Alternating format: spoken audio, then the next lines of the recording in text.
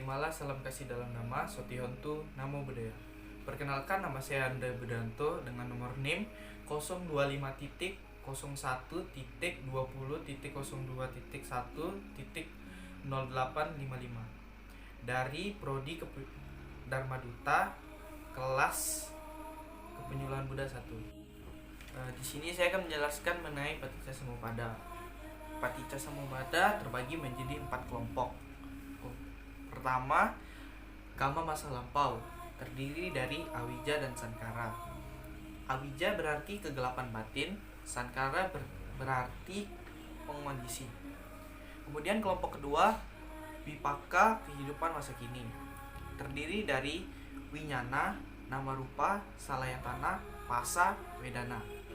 Winyana memiliki arti kesadaran, nama rupa, mentalitas, materi, Salayatana, 6 landasan indera, Pasa, kontak, Wedana, perasaan. Kemudian kelompok 3, Kama, kehidupan masa kini, terdiri dari Tanha, Upadana, Bawa. Tanha adalah nafsu keinginan, Upadana kemelekatan, Bawa keberadaan. Dan yang kelompok terakhir, Wipaka, kehidupan masa mendatang, Jati dan Jara Marana. Jati berarti kelahiran, Jara Marana berarti penuaan, kematian. Apa Paticcasamuppada itu? Paticcasamuppada merujuk pada pemunculan dan penghentian yang saling berkaitan dari semua benda yang ada, yakni mereka muncul dan lenyap dikarenakan oleh sebab dari kondisi. Ini berarti semua benda yang ada adalah terkondisi dan tidak ada sesuatu apapun yang tidak berubah, kekal abadi.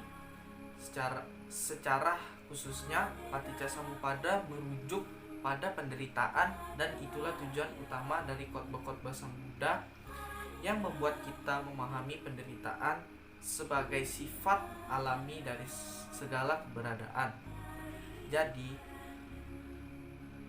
diskusi dari Paticcasamuppada dalam tulisan ini akan difokuskan pada Paticcasamuppada tentang penderitaan. Mata rantai pertama, Awija atau kegelapan batin. Akar daripada keberadaan dan penderitaan adalah kegelapan batin.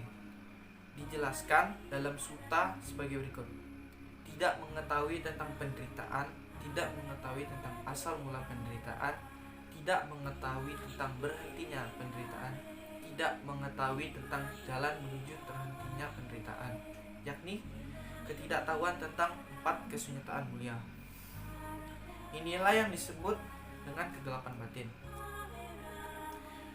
Mata rantai kedua, Sankara, pengondisi.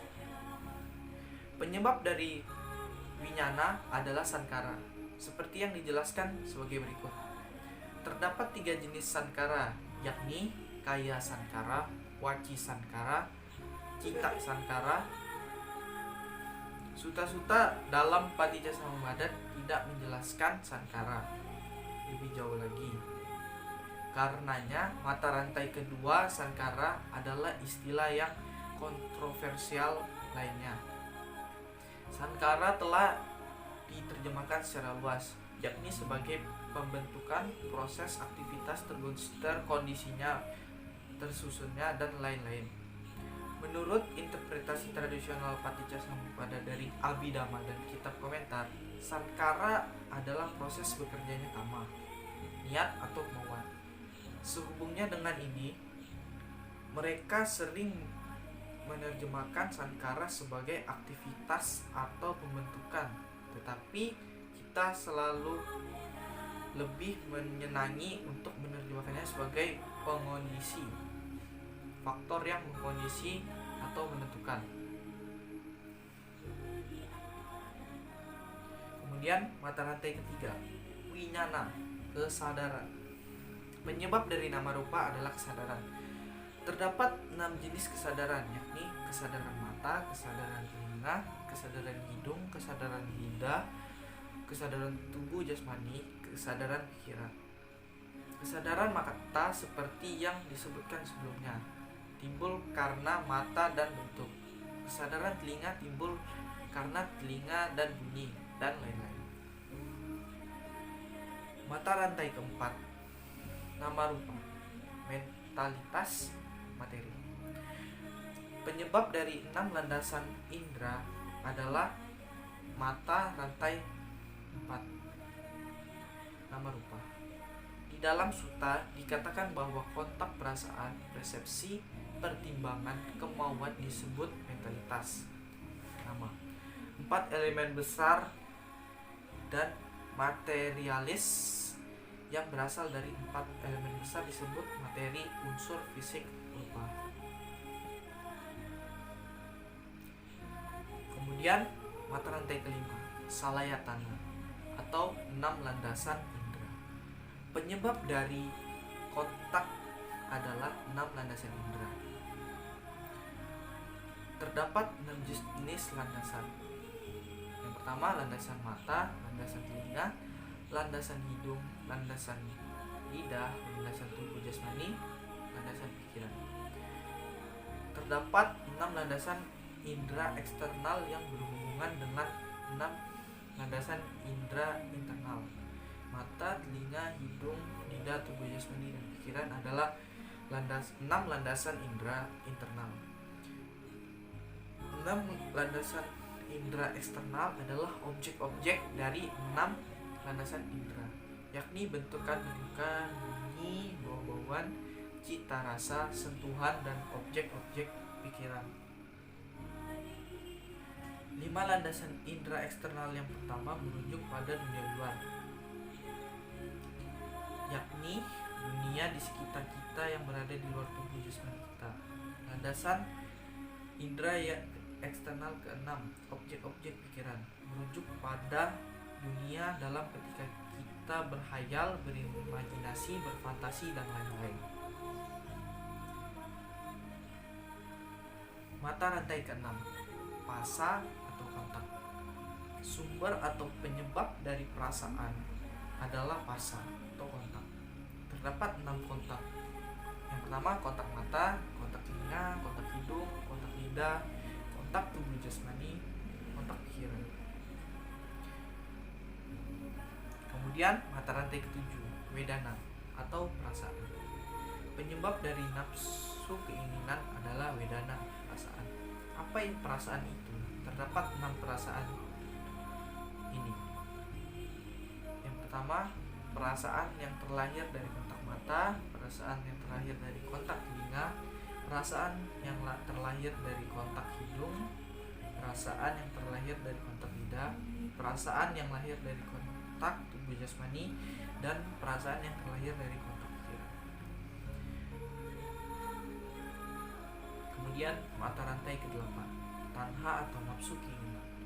Sekarang kita tiba pada mata rantai ke-8, yakni penyebab dari keterikatan adalah tanha, nafsu keinginan. Tanha secara harafiah diterjemahkan sebagai kehausan, tetapi terjemahan yang lebih dikenal adalah nafsu keinginan. Ada 6 kelompok nafsu keinginan ini. Nafsu keinginan akan bentuk, nafsu keinginan akan bunyi, nafsu keinginan akan bau-bauan, nafsu keinginan atas cita rasa, nafsu keinginan atas akan sentuhan, dan nafsu keinginan atas objek-objek pikiran. Kemudian mata rantai ke-9, upadana atau kemelekatan. Penyebab dari keberadaan adalah upadana atau kemelekatan. Kemelekatan didefinisikan sebagai berikut. Terdapat 4 jenis kemelekatan. Yang pertama, kemelekatan pada nafsu indera, kamu padana. Yang kedua, kemelekatan pada pandangan-pandangan, ditu padana. Yang ketiga, kemelekatan pada peraturan dan ritual, silabatu padana. Yang keempat, kemelekatan pada doktrin tentang atawadu padana. Kemudian mata rantai ke-10, bawah, keberadaan. Penyebab dari kelahiran adalah bawah. Bawah dapat diterjemahkan sebagai keberadaan atau makhluk keduanya dapat diberlakukan. Apakah bahwa atau keberadaan itu? Ada 3 jenis keberadaan.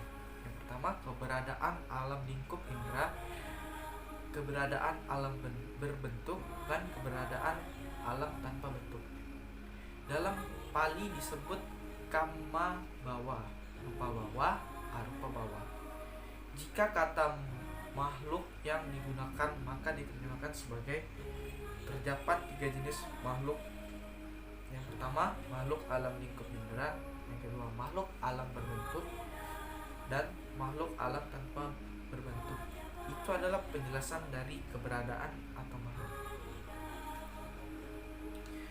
Kemudian mata rantai ke-11, jati atau kelahiran. Penyebab dari penuaan dan kematian adalah kelahiran.